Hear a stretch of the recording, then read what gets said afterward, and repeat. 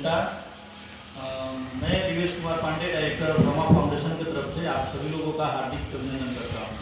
कल की धरती पे लगभग वंशानुगत बिजनेस है ना। शायद तो जिनके पास अगर पोखरा है तो वो उसका यूज कैसे करेंगे। आप नाम तो सुनते हैं मछली पालन, भाई कोई आएगा पूरा मछली डालेगा, लेके जाएगा, बेचेगा, ऐसा नहीं है। उसका कुछ सिस्टम चेंज हो रहा है। अगर आपके पास तालाब है, उसकी सफाई मेंटेनेंस का पैसा आपके पास नहीं है, तो बहुत लोग इसके लिए भी आगे नहीं बढ़ रहे हैं कि सर मेरे पास लाख 2 लाख की पूंजी नहीं है कि हम मेहनत करके तालाब को साफ कराएं, मछली लगवाएं। ऐसा हो सहयोग लेकर के अपने तालाब का नवीनीकरण करके मछली पालन के व्यवसाय को बिल्कुल कमर्शियल तौर पे अपने ही पंचायत लेवल पे ला सकते हैं। मैं दिवेश कुमार पांडे, रमा फाउंडेशन की तरफ से पूरी सहयोग रहेगी आपके लिए कि जो गवर्नमेंट की तरफ से राशियां मिल रही है अनुदान के तौर पे, या उसके पोखरा की सौंदर्यीकरण के रूप में भी बहुत सारे पेमेंट्स मिल रहे हैं, हम आपको पूरा सपोर्ट करेंगे इस फील्ड में, मार्केटिंग भी दिलवाएंगे। इतना ही नहीं, मशरूम तो मेट्रोपॉलिटन टाउन में मिलते थे, अपने यहाँ तो शायद ही हम लोग कुछ खाते हैं, और देख के बहुत लोग नहीं भी खाते हैं, लेकिन उसके प्रति वो क्या चीज़ है, आज आप गूगल करके भी सर्च कर सकते हैं कि मशरूम क्या चीज़ है, और हमारे दैनिक जीवन में वो कितना ज़रूरी है पौष्टिक आहार के रूप में। उसकी भी ट्रेनिंग आपको दी जाएगी। और वर्मी कंपोस्ट, आपको पता है कि भारत कृषि प्रधान देश है, और शुरू से ही हम लोग जो पहले का जो भी एग्रीकल्चर का काम होता था, पूरा गोबर के खाद से ही हुआ करता था। आज ज़मीनें बिल्कुल जब तक यूरिया और डाई पोटाश हम लोग नहीं यूज करते हैं, तब तक साल भर का भोजन चलना भी मुश्किल हो जाता है कि नहीं? हकीकत यही है। तो हम यही चाहते हैं कि कम से कम वर्मी कंपोस्ट लिए हमारे बीच एक्सपर्ट हैं, कृषि सलाहकार और कृषि विज्ञान केंद्र से भी, उनके साथी प्रशिक्षक वर्ग और मौजूद पत्रकार श्री घूरन दास और बड़ी संख्या में यहाँ पर आए हुए प्रशिक्षणार्थी। हमेशा एसएसबी सिर्फ बॉर्डर गार्डिंग ही नहीं, लोगों के साथ मिलके इस बॉर्डर गार्डिंग का काम न करके बॉर्डर मैनेजमेंट का काम देख रही है। और हम चाहते हैं कि सिर्फ बॉर्डर ही सुरक्षित न रहे, बल्कि साथ ही साथ इस बॉर्डर क्षेत्र का भी उत्थान हो। आप सभी को पता है कि भारत कृषि प्रधान देश है, और यहाँ लगभग 65% आबादी कृषि पर आधारित है। जब तक किसानों का उत्थान नहीं होगा, जब तक हम बेरोजगारी से नहीं निकलेंगे बाहर, और तब तक हम बेहतर की उम्मीद नहीं कर सकते। सभी को पता है कि अभी बेरोजगारी दर 8% चल रही है। किसी भी कंट्री में इतनी बड़ी मात्रा में बेरोजगारी दर अच्छी नहीं होती। ऐसे ही समय में जरूरत होती है, आज पूरी दुनिया में हमारे यूथ है, सबसे बड़ी यूथ आबादी है, लेकिन इतनी मात्रा में अनएम्प्लॉयमेंट हमें ये सोचने को मजबूर करता है कि हम अपनी आबादी को स्किल्ड बनाएं। स्किल्ड बनाने के लिए हमारे पास जो भी, अगर आपने राह चुन ली है तो रिसोर्सेज की कमी नहीं।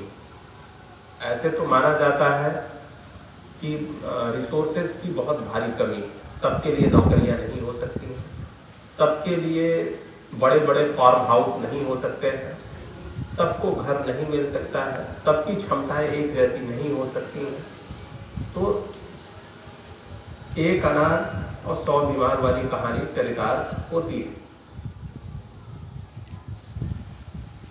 इन संसाधनों की कमी को देखते हुए हम सबका सम्मिलित प्रयास, जितने भी हमारे इंस्टीट्यूशन हैं, चाहे वो जिला प्रशासन हो या सरकार की कोई भी एजेंसी जो इस धरातल पे दिख रही है आसपास, या हमारे जो जनप्रतिनिधि हैं, सबका एक सम्मिलित प्रयास होना चाहिए कि अपने जनता के उत्थान के लिए काम करें। हमारी जितनी क्षमताएं हैं सबका कहीं ना कहीं लाभ पब्लिक को मिलना चाहिए। मैं 2016 की भारत सरकार की आर्थिक समीक्षा देखा, वहां से मुझे एक चीज बहुत ही अच्छी मिली कि जो भी गांव सड़कों से जुड़ गए उनकी आबादी में 10% का, उनकी आमदनी में 10% का इजाफा हो गया। अगर ये रोड बनी है तो इस रोड से आपको बहुत बड़ा लाभ हुआ है, आप माने नहीं। इस पे कितने लोगों की दुकानें खुल गई, कितने रोजगार बढ़ गए, जो इस पे सप्लाई नहीं आती थी सप्लाई चेन शुरू हो गई, आपके सामान अच्छे से जाना शुरू हो गए। आपको कहीं जाना है तो आपकी टाइमिंग कम हो गई, आपको पटना जाना है या कहीं जानी है डायरेक्ट बसें खुल गई। मतलब अनगिनत इस रोड के बनने से लाभ हुए। और क्या लाभ हुआ है? पुलिसिंग, यानी जो पुलिस क्राइम होने पर 2 घंटे में पहुंचती थी, आज अच्छे रोड होने से 15 मिनट में पहुंच रही है। इस रोड के बनने से कितना बड़ा लाभ हुआ है। और ये बॉर्डर रोड नेशनल हाईवे में क्यों बना? क्योंकि यहाँ SSB आ गई थी बॉर्डर में, उसको चलने के लिए रोड। तो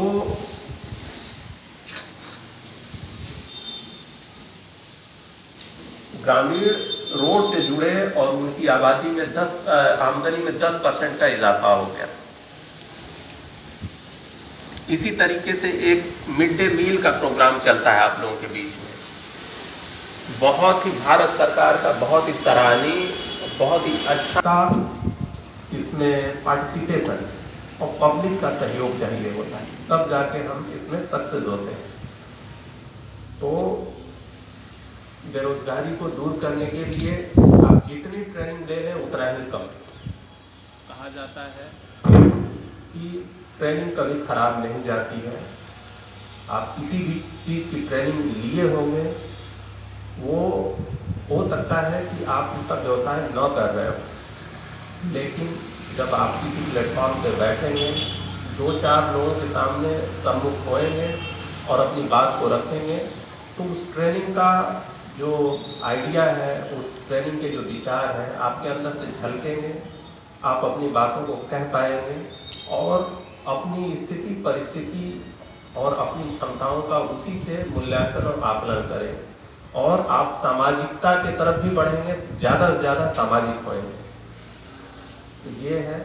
साथ में जो अभी ट्रेनिंग आपको दी जा रही है मशरूम की खेती का, और जो वर्मी कंपोस्ट, जैविक खाद, जैविकता की कितनी बड़ी जरूरत है आज के समय में। कि बोलते हैं जलवायु परिवर्तन, मौसम हर क्षण और हर दिन बदलता है। अभी बादल है, थोड़ी देर में बादल छट जाएगा, ये मौसम है, हर दिन और हर हफ्ते बदलता रहता है। लेकिन जलवायु जो है वो 10 से 20 साल और 40 साल में बदलती है। टेम्परेचर 0.5 डिग्री बढ़ेगा बहुत दिनों के बाद, ठीक है, ग्लोबल वार्मिंग होगी तब बढ़ेगा। उसी तरीके से स्वास्थ्य भी है। आज आप गुटखा खा रहे हैं तो आज आपको कैंसर नहीं होगा, 20 साल बाद होगा। या कोई शरीर में समस्या आएगी, उस समय गुटखा अपना असर दिखाएगा, सिगरेट असर दिखाएगा। उसी तरीके से जब भारत में हरित क्रांति आई, हमने खाद सूखना शुरू किया, उस समय तो उत्पादकता बढ़ गई, सबको भोजन मिलने लगा, लेकिन उसका असर अब दिख रहा है 40 साल बाद। जैसे जलवायु 40 साल बाद बदलती है, वैसे ही जो हम रसायन यूज किए उसका अब जाके असर दिख रहा है। कितनी केस कैंसर, जहां देखो वहीं कैंसर, जहां देखो वहीं हार्ट अटैक, जहां देखो वहीं बीमारियां, चारों तरफ बीमारियों ने घर एकदम फैला लिया।